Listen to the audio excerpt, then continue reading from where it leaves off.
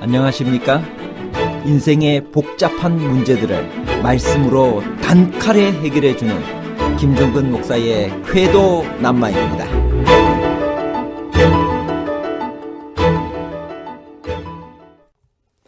가시덤불과 엉겅퀴는 하나님께서 창조하셨나요? 예수님은 왜 가시면류관을 쓰셔야만 했나요? 창세기 2장은 창조 직후의 세상을 설명하면서 새로 있게 된 것을 소개하지 구태여 없는 것들을 나열하고 있나요? 왜 창조된 세계를 소개하면서 구태여 아직 없는 것들, 즉 비, 땅을 갈 사람, 들의 초목, 밭의 채소를 나열했을까요? 창세기 2장 5절의 표현은 범죄 후의 상태인가요? 아니면 범죄 전의 상태인가요? 범죄 전에 있었던 것들과 범죄 이후에 생겨난 것들에 관한 복잡한 문제를 하나님 말씀의 가르침으로 명쾌하게 해결해 드리겠습니다.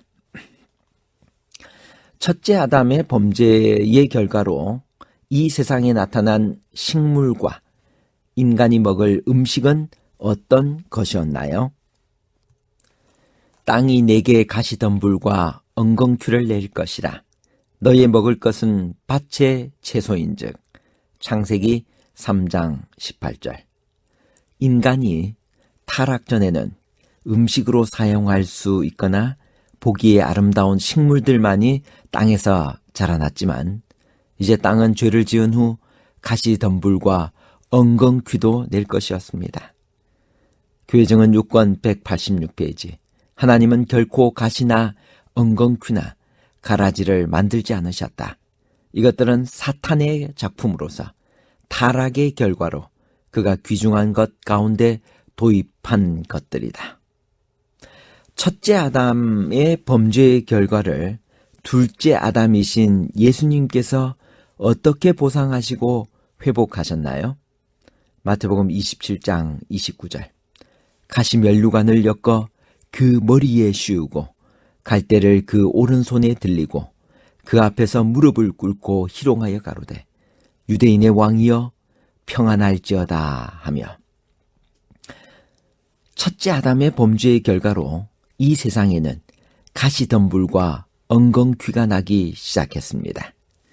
자식을 잘못 둔 탓에 자식이 범한 죄값을 갚고 인간을 구원하시고 회복시키기 위해 둘째 아담 대신 예수님께서 이 세상에 직접 오셨습니다. 그리고 전 인류의 죄를 둘째 아담 예수님께서 지시고 가시면류관을 쓰시고 십자가에 돌아가셨습니다. 그때의 장면을 시대의 소망에서는 다음과 같이 기록하고 있습니다. 시대의 소망 734페이지에서 736페이지에 있는 말씀입니다. 때때로 어떤 악인의 손이 예수님이 손에 쥐고 있던 갈대를 빼앗아 그분의 이마에 씌워진 가시관을 쳤다.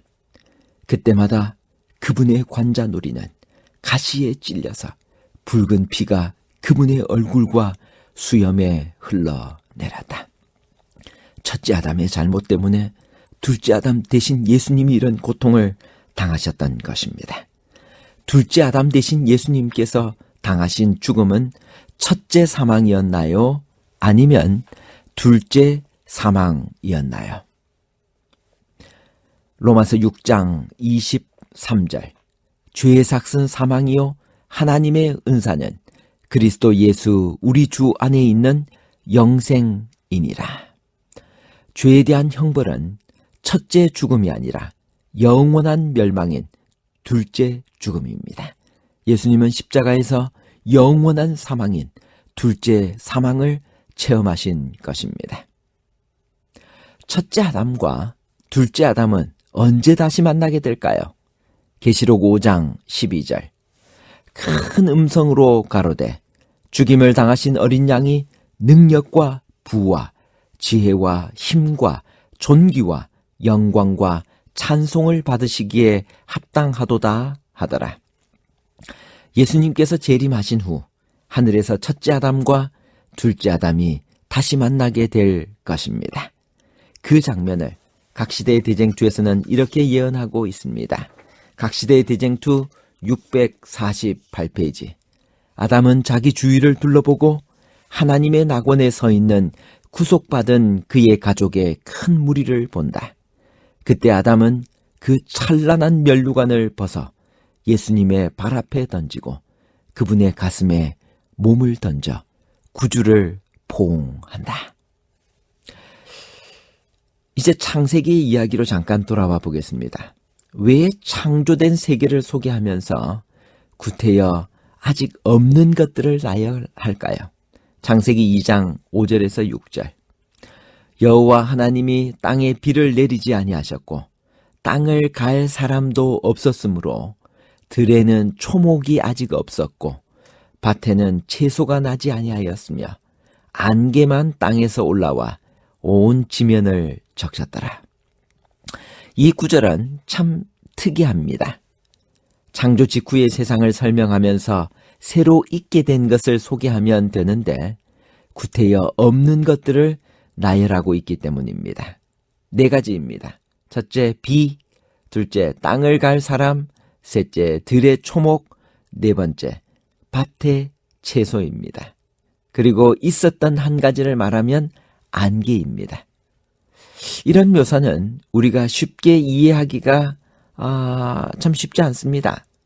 분명히 셋째 날에 묻이 드러나고 그곳에 식물이 창조되지 않았나요? 그런데 밭과 들은 있는데 초목과 채소가 없다면 셋째 날 전반부와 후반부 사이, 즉 묻은 드러나고 식물은 아직 창조되지 않은 그 순간을 묘사하는 것인가요? 근데 사람이 없었기에 초목과 채소가 없었다는 말은 또 무슨 뜻일까요? 사람은 마지막에 창조되지 않았나요? 또한 현대의 독자들이 5절과 6절을 이어서 읽으면 이 구절은 마치 창조 직후에 있던 세상의 관계 구조를 설명하려는 것 같습니다. 즉, 비 대신에 안개로 온 지면에 수분을 공급했다고 설명하는 듯합니다. 과연 그럴까요? 땅에 비를 내리지 아니하셨고, 이런 설명은 비를 경험한 저자가 비를 경험한 독자들에게 할 수 있는 표현입니다. 창조 이후 비가 처음으로 내린 것은 노아 홍수 때였습니다. 그래서 성경은 노아가 아직 보이지 않는 일에 경고하심을 받았다고 말합니다. 그러므로 이 말은 그때는 홍수 전이었지 라고 하는 뜻입니다. 땅을 갈 사람도 없었으므로 이 구절에서 우리가 주의해야 할 것이 있습니다. 그것은 그냥 사람이 없었다가 아니라 땅을 갈 사람이 없었다는 사실입니다. 그래서 이 말의 뜻은 그때는 아직 에덴에서 추방되기 전이었지 라는 의미입니다. 들에는 초목이 아직 없었고, 이 구절의 의미는 그때는 죄의 결과로 나타난 식물이 있기 전이었지 라는 의미입니다. 밭에는 채소가 나지 않았으며, 이 말의 의미는 그때는 죄의 결과로 주어진 음식인 에세브 핫사데가 아직 없었던 때라는 의미입니다. 결국 이 구절은 창세기 1장의 내용과 충돌되는 기사를 전하고 있는 것이 아닙니다. 그 구절은 죄의 결과를 목도하고 있는 독자들에게 그런 여러 죄의 결과들이 아직 나타나지 않았던 창조 직후의 세상을 설명하고 있는 것입니다. 다시 말해서 창세기 2장 5절 6절은 창세기 1장을 다시 설명하는 것이 아니라 창세기 3장 이후를 미리 설명하는 것입니다. 그렇기 때문에 지금 있는 것들이 아니라 아직 없는 것들을 나열하고 있는 것입니다. 타락 전 세상과 타락 후 세상을 비교해 주고 있는 것입니다. 1794년 7월 2일, 그 달은 프랑스 혁명에서 가장 어두운 계절이었습니다. 프랑스 정권이 바뀔 때마다 수많은 사람들이 반역자로 몰려서 단두대의 이슬로 사라지는 끔찍한 사건들이 매일매일 일어나는 밤이었습니다. 그날 밤 군인 셋이 감방으로 들어와 사형장에 끌려나갈 사람들의 명단을 부르기 시작했습니다. 장 시몬 드루시. 예! 그 노인은 자리에서 벌떡 일어나 쫓아나갔습니다. 당신 이름이 장 시몬 드루시요? 예. 나이는 37세요? 아니요. 73세입니다. 나이가 잘못 기록되었군. 37세가 아니라 73세로군. 아버지는 그날 밤 단두대의 이슬로 사라졌습니다. 아들이 아침에 일어나 보니 다른 동료들은 다 불려나갔는데 자기 혼자만 남아 있었습니다. 옆에 있던 한 동료가 이야기해 주었습니다. 어제 밤늦게 들어온 한 노인이 밤새도록 자네 옆에서 얼굴을 쳐다보고 있다가 당신 이름이 불려질 때 당신 대신에 나갔어. 그분이 바로 자기 아버지임을 알았습니다. 1794년 7월 28일 그 끔찍스러운 공포 정치가 끝나고 로베트 피에르 자신이 단두대에서 달려 죽게 되므로 장 시몬 드루시는 그 감옥을 나와 자유의 몸이 되어 새로운 인생을 살게 되었습니다. 나이만 다른 둘째 아담이 이 세상에 오셔서 우리 대신 돌아가신 것입니다. 이것이 아버지의 사랑입니다. 자신의 목숨을 아들을 위해 대신 바칠 수 있는 진짜 사랑인 것입니다. 결론입니다. 첫 번째, 인간이 범죄한 후에 땅에 가시덤불과 엉겅퀴가 났습니다. 하나님은 결코 가시나 엉겅퀴나 가라지를 만들지 않으셨습니다. 이것들은 사탄의 작품으로서 타락의 결과로 그가 기중한 것 가운데 도입한 것들입니다. 두 번째, 창세기 2장에는 창조 직후의 세상을 설명하면서 이 땅에 아직 없는 것들 4가지를 나열하고 있습니다. 즉 비, 땅을 갈 사람, 들의 초목, 그리고 밭의 채소입니다. 세 번째, 창세기 2장 5절에서 6절은 창세기 1장을 다시 설명하는 것이 아니라 창세기 3장 이후를 미리 설명하는 것입니다.